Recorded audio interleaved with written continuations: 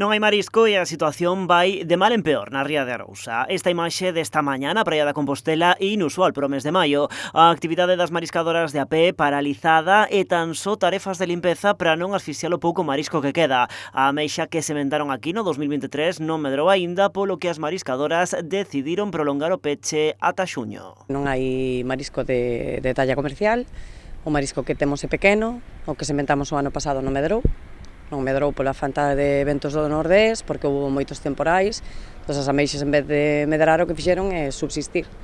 Cando en unha situación normal o que tiña que estar facendo a estas alturas sería o engorde, pero non é así porque a ameixa quedou bastante debilitada e está comezando aínda a medrar agora, co cual levamos xa uns meses de retraso. E agora súmanlle outros 2 meses de parón. Logo do desastre da campaña do Nadal, as mariscadoras xa asumen con resignación que a do verán será máis do mesmo. Din que esta prolongación do peche da praia non servirá de moito. Sabemos que o marisco, unha vez que o sembres, medra en ano medio. Este ano non foi así, levo un ano sementado e apenas medrou.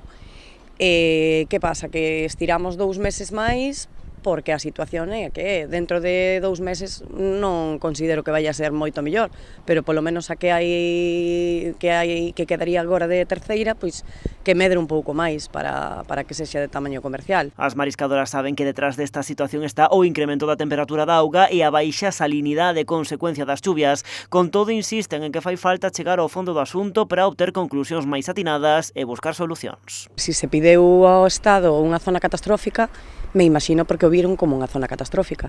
O que non se pode dar medidas que son insuficientes se estás pedindo unha zona catastrófica.